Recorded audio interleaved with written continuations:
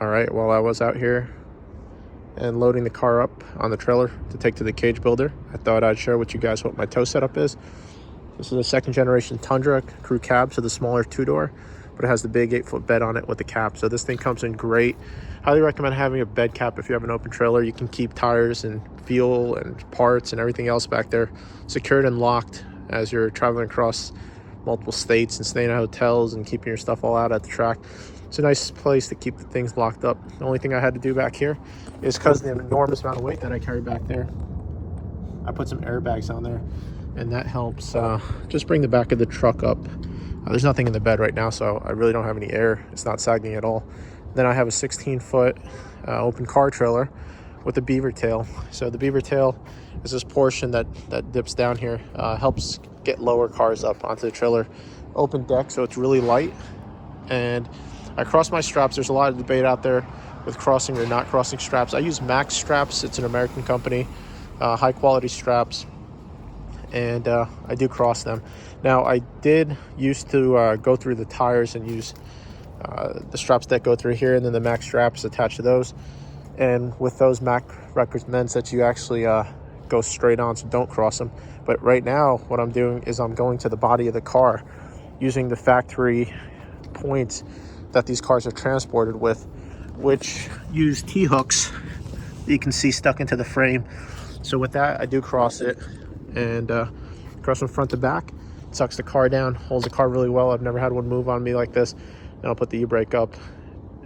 Do not keep the car in gear, obviously. You don't want any kind of movement in the transmission while you're towing.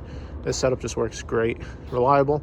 I don't have to use any race ramps or anything like that to get the car up. And the trailer's been great. I put radial tires on it, new brakes and everything like that.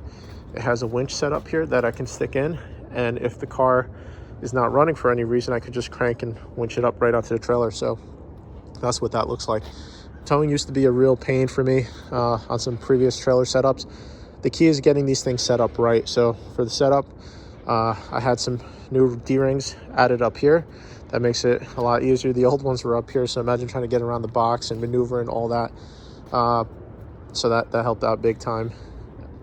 Then I also had some D-rings put onto the back here, just really easy.